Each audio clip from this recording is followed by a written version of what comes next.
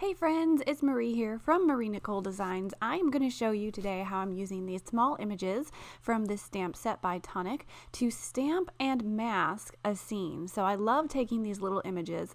Tonic has several of these stamp sets that are loaded up with these fun images.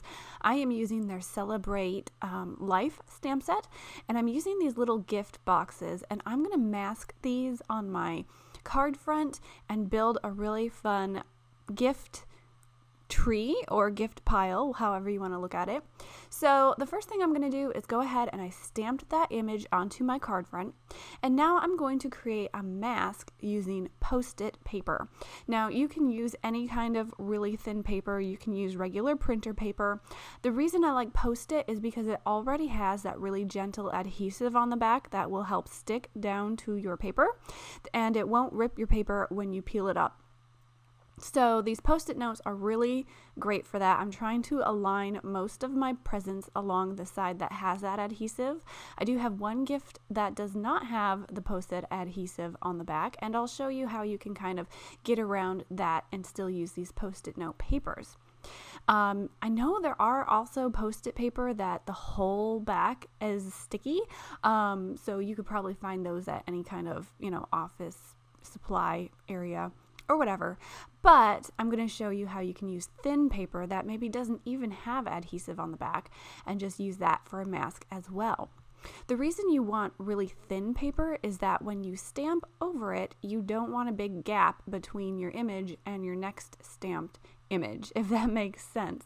So if you use thin paper, you're going to get a really nice image rather than if you use a thicker paper. So this little present here is the one that does not have adhesive on the back. So I'm just taking a little Nuvo tape runner adhesive. I'm going to add just a little bit to the back. You don't need a lot. And then I'm going to run my fingers over it to kind of lessen the stickiness so that it won't rip my paper once I pull it off my images. Now I'm going to apply this mask over my image that I've already stamped. And I can go ahead then and stamp over this mask. So the mask is going to protect my stamped image that's already there. It's not going to allow this next image to stamp over it and kind of, get the images all overlapping. It's going to make it look like this next present that I'm stamping is behind my first present. So that's why masking and stamping is so much fun. You can build scenes that otherwise with your stamps you might not be able to. So what I'm going to be doing is taking these presents and just continue to stamp them all over this paper. I want it to look like I'm stacking up these presents into kind of a Christmas tree shape, so it'll end up being a Christmas tree of presents, or if you want to call it just a big pile of presents, we could do that too. So I'm going to go ahead and stamp my next little gift here, and I'm just moving my mask to make sure I cover any of the images that I'm going to stamp over. Now, as I was working with this and I started piling up my presents, I did realize that once you get a lot of stamped images here, you might need 2 or 3 of the same mask in case you're going to be overlapping some of the same images. So go ahead, cut out a lot of masks. You really only have to cut out your masks one time because you can save them, put them back with your stamp set, and just use them again if you ever want to do more masking with those images. So I have my bottom row all masked, just the same way I've been doing it. I'm going to select the masks that I need to cover the presents that I'm going to stamp over. And like I mentioned, you're going to need maybe several masks of the same kind once you really start getting a lot of these presents down. But you can see that I'm just covering as many of these as I can. I want to make sure that I don't overlap any of my stamping, and then I can load up my next tier of presents over these gifts and just continue stamping. So if you like stamping, if you like taking your time to build a scene, this is going to be a great technique for you. You can really get creative. You can really do a lot of different things with these stamps if you know how to mask and stamp and color them. So the ink that I'm using for this technique is Nuvo's Hybrid ink. This is their black shadow, and it comes in a full-size ink pad. And I like this ink because with it being a hybrid ink, it is permanent when it's dry. So it kind of takes the guesswork out of knowing which mediums you can use with it. There are certain black inks that you can only use certain mediums with. So if you use alcohol markers, it might smear. If you use watercolor, it might smear. But for this black Nuvo ink, hybrid ink, it will not smear if you use alcohol or watercolor or most any medium, as long as you dry it. I would recommend that you make sure you hit it with your heat tool, make sure it's dry, and then it will not smear with your mediums. So I'm using my Nuvo alcohol markers here. I'm just picking out a few really simple colors, ones that I know work together well, and I will have links down below to the markers that I used and to all the supplies that I use so that you can go check them out if you're interested.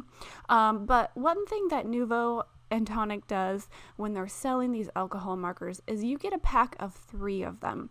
And this pack of 3 has 3 similar colors that will blend together well. So if you're looking for some reds that go together well, they have a pack of reds, they have browns, they have grays, and lots of different bright colors. So if you want a specific set of colors, you can go ahead and get that set of 3, but you're not limited to that set of 3. You can definitely go ahead and blend different colors together. So it's a really fun way and kind of an easy way to build your stash. These are a little bit more affordable than some other Copic markers, but they do work a little bit differently. So if you're used to a brush nib, these are not a brush nib, these are a bullet nib, and it's just personal preference for me. It's a different way to color than I'm used to, but I'm finding that as I color with them, as I get more comfortable with them, I'm finding color combinations that I like, and I'm finding new and different ways to kind of color using a different nib. So really it's just a personal preference kind of thing, depending on if you like brush or if you like bullet. And I don't think it's bad to have different types of alcohol markers in your stash anyway. Some of them work well with different techniques, and some of them work better in different ways. So there's nothing wrong with having different kinds of alcohol markers. It's just your personal preference and what you like. And with these alcohol markers being sort of a little bit more affordable, it's not a bad thing to go ahead and get a few colors that you might like and just try them out and see what you think. Anyway, that was a long rant. So I'm just going on and I'm coloring all of these gifts. Like I said, I'm using some really simple coloring. I'm just using 2, maybe 3 colors that coordinate together, adding a little bit of shading, but I'm leaving this really simple since I have so many presents to color here. I'm using mainly green and red and blue, making it look really bright and really festive. So here is another red that I'm using. I have this red and I have a slightly darker red, and I believe these reds come in the same pack. Like I mentioned, I'll have them linked down below, but I didn't spend a whole lot of time shading like I would on some other cards. I'm just doing some simple coloring. So with one present here all colored, I'm going to come in and take my red that is a little bit darker, add a little bit of shading to this bow, but I'm not doing a whole lot since I have so much to get through. I did also go ahead and stamp out some little critters from another Tonic stamp set. I believe that one is Celebrate Success. There's 2 little reindeer in that stamp set, and I stamped them out and colored them as well. But here is my images all colored out. I did take a white gel pen and added some detail to those red gifts. Some of them are polka dots, some of them are stripes. I just thought it kind of helped break up all of those solid gifts and give it a little bit more interest for my background. So here is my gift tree or gift pile all cut out. I have my little reindeer here that I talked about. I've cut those out as well, and I'm going to set those aside. Now, if you wanted to stamp all of that on one background and do a lot of masking and do a single layer card, you absolutely could, but that's a lot of work. And I wanted to add a few different mediums to my background. So I decided to stamp them and fussy cut them out. So here is my card background. I'm just taking a little bit of this Laguna Bay hybrid ink and blending it on with my Nuvo ink dauber. I'm starting from the bottom and just blending on with small circular motions, and I'm just going to keep doing that, coming up from the bottom and have it fade out into white on the top, because on the top I wanted to take some of my expanding mousse. Now I also have other videos where I'm showing some basic tips with the mousse if you want to check that out. But basically, once you open up some of your mousse, you're going to have that little covering that you're going to remove, and then you can go ahead and just scrape some of this mousse out of your jar and then apply it to your stencil. Now this stencil, I only want the stars. I don't want the rest of the scene, so I'm using my media spatula and I am just applying it to just the stars. I love these spatulas. They spread this mousse really well, and it gives you a nice precise application that you can just stencil, select portions of your stencils. You don't have to do the whole thing. So I just wanted to put some of these stars in the sky. I'm using I think the color of mousse is Worn Linen, and it's just going to add some tone on tone stars to my sky. And this is expanding mousse, so once I hit it with my heat tool, you're going to see those stars puff up. So I've got all my stars stenciled. I put some of my mousse back, and before I close my mousse, I like to put a little piece of press and seal along the edge, and that is just going to help hold in moisture. It's going to help it so it doesn't dry out. This mousse, after a while, it can kind of tend to dry out, so I'm just preserving the lifespan of my mousse by putting a little press and seal on top. It's a really simple fix. You don't even need to use press and seal. You could use a little aluminum foil. You could use a little just plastic wrap, something to kind of just help seal in that moisture. So here are my expanding mousse stars.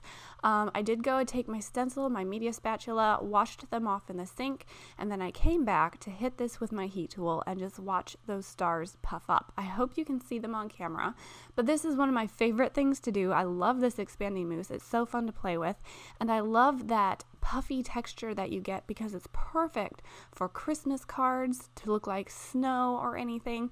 I know these are kind of stars, but it can also look like snow. It's just building a fun Christmas or winter scene on my card. So I have some foam adhesive behind my gifts here, and I'm going to use some liquid adhesive to adhere down my little reindeer. And I'm not putting my gifts down yet. I want to kind of eyeball where I want my reindeer to pop out of. And I'm using that liquid glue, just kind of adhering it down over those expanding mousse stars. And then once I have those in place, I'm going to go ahead and put down my gift tree with my foam adhesive.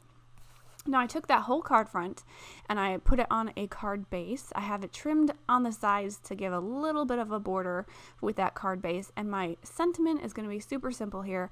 It's this With Love sentiment strip from Tonic, and I've cut it out of glitter stock, so it's got a little bit of shine to it.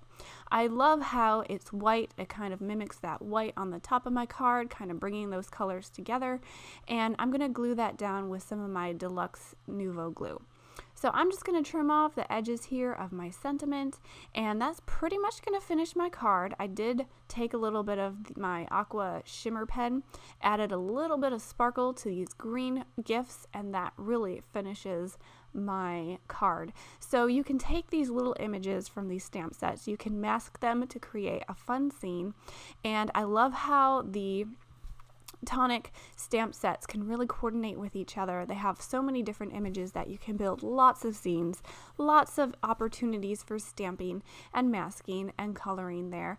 You can also emboss these stamped images, use watercolors with them. There's just so many things you can do. I just wanted to show you some of the basics of masking, how you can stamp these stamps together to create a really fun scene. So that's all I have for you guys today. Thanks for stopping by. I have everything linked down below, blog post, all my supplies if you're interested in that. Otherwise, if you enjoyed this video, go ahead, give it a thumbs up. Make sure you comment with any questions or subscribe if you haven't. Just do all the things, and thanks for stopping by today. I'll see you guys next time. Have a great day. Bye.